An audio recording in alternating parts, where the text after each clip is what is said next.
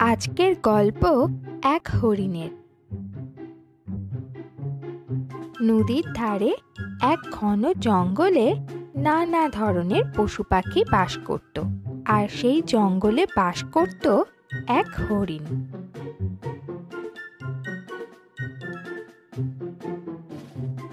সে দেখতে খুব সুন্দর ছিল। একদিন হরিণ জল খাওয়ার জন্য নদীতে গেল।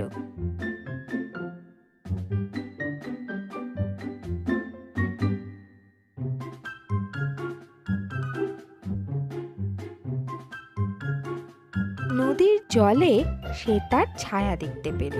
সে ভীষণ খুশি হয়ে গেল। আরে এটা তো আমি।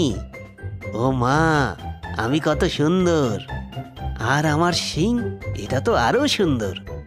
এই জঙ্গলে মনে হয় আমার মতন সুন্দর শিং কারো নেই।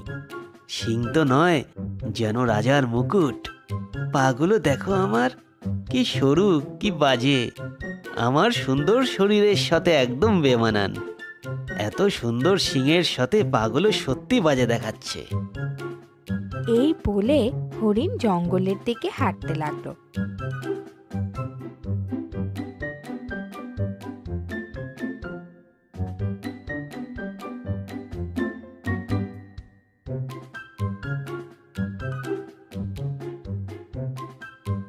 কিছু দূর যাওয়ার পর রাস্তায় তার সঙ্গে এক খরগোশের দেখা হয়ে গেল।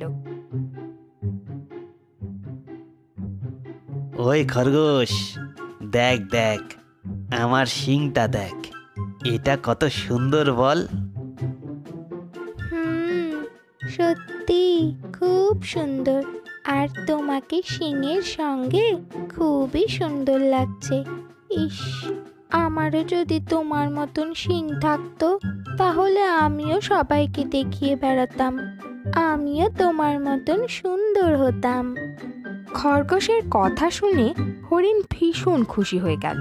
শিংয়ের সৌন্দর্যের ওপর তার গর্ব অনুভব হলো। তারপর রাস্তায় হরিণের সঙ্গে এক শেয়ালের দেখা হয়ে গেল। হরিণ শেয়ালকে তার সুন্দর শিং দেখাতে লাগলো। ওই, তোমার কাছেও আমার মতন 4টে পা আছে, আর তুমি ভীষণ চালাকও, কিন্তু তুমি আমার মতন সুন্দর নও। কেন কেন এমন কথা বলছো ভাই? কারণ তোমার শিং নেই। আমাকে দেখো, আমার কত সুন্দর শিং আছে। এই শিং আমার গর্ব, বুঝলে? ঠিকই বলেছ, সত্যি তোমার শিং সুন্দর। এইভাবে দিন কাটছিল। একদিন হরিণ আপন মনে জঙ্গলে ঘাস খাচ্ছিল। তখনই কোথা থেকে একদল শিকারী সেখানে চলে এলো। হরিণকে দেখে তাকে ধরার জন্য শিকারী হরিণের পিছু ধাওয়া করলো। শিকারীকে আসতে দেখে হরিণও প্রাণ ভয়ে জোরে ছুটতে আরম্ভ করলো।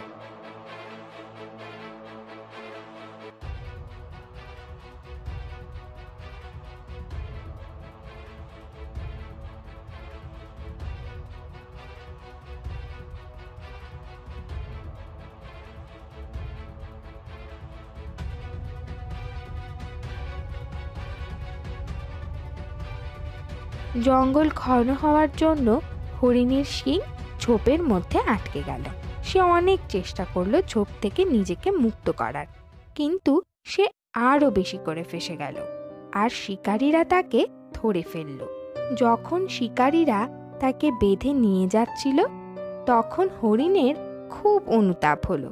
সে মনে মনে বলতে লাগলো, আমি আমার পাগুলোকে কত অবহেলা করেছি, কত বিশ্রী ভাবতাম। আর আজ এই পাগুলোই আমাকে শিকারীর হাত থেকে বাঁচাবার জন্য দৌড়তে সাহায্য করেছিল। অথচ যে শিংকে নিয়ে আমার গর্ব, এত অহংকার ছিল, আজ তার জন্যই আমার এই হাল হলো।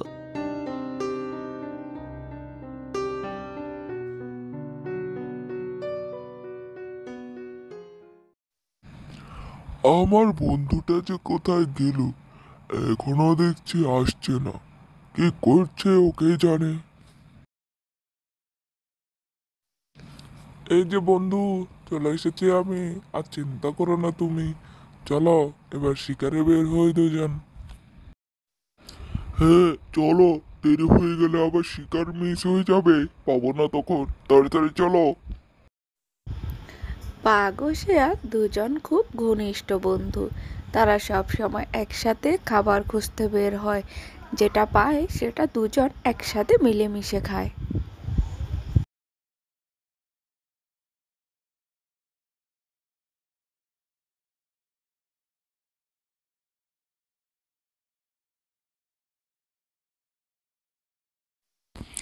বাবা বন্ধু, খুব মজার ছিল তো এই মুরগিটা।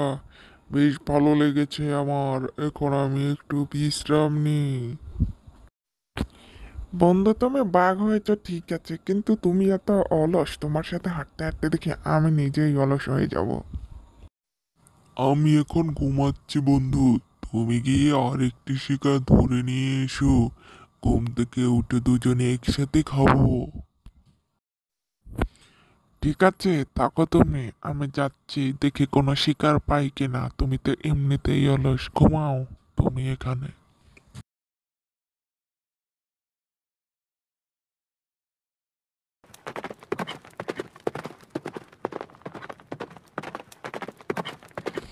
আজকাল মানুষের মুরগিগুলো অনেক বেশি খাচ্ছি, তাই মনে হয় মহারাজা পাহারা দিতে এসেছে।